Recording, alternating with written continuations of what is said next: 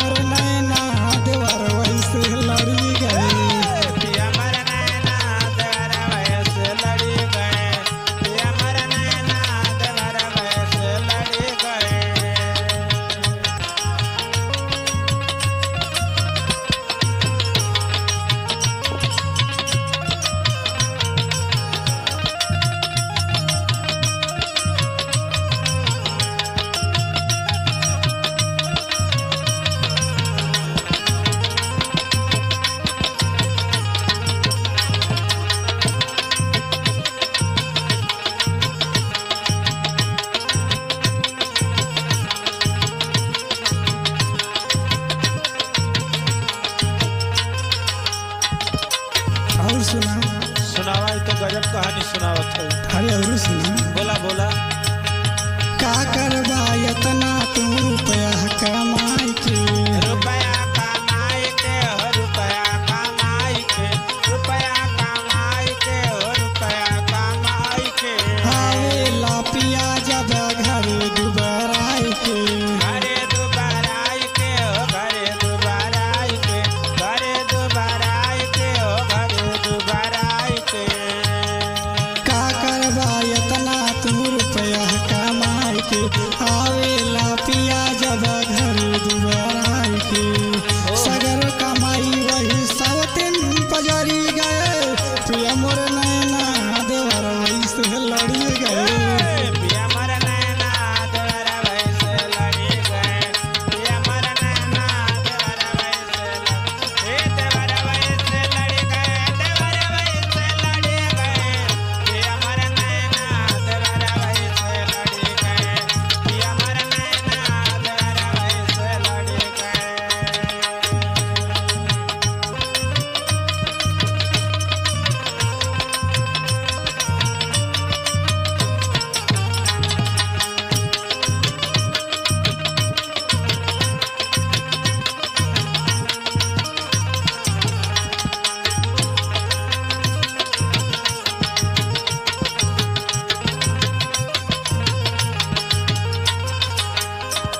गुसियात ना हवा हो।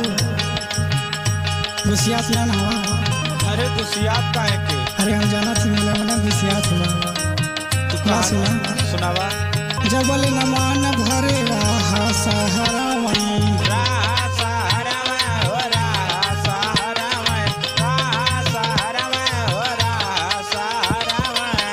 पानी हम ठीक ठाक अपने ही घर अपने ही घर में हो अपने ही घर में अपने ही घर में हो अपने ही घर में। जबल नमान भरे रहा सहारा वहीं।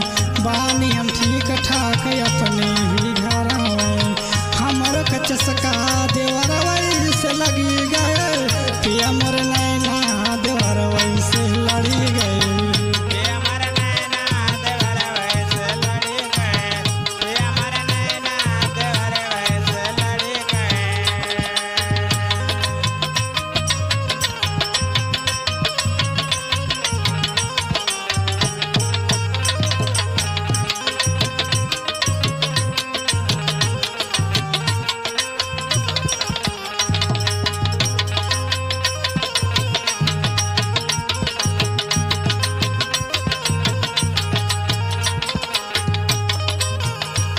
और सुना।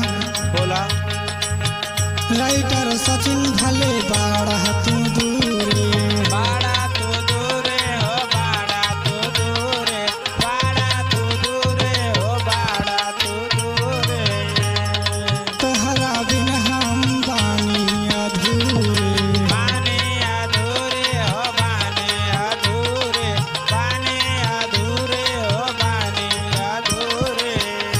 राइटर सचिन भले बाड़ा तू दूरे, तोहरा बिन हम बानी अधूरे, तोहरा के देखे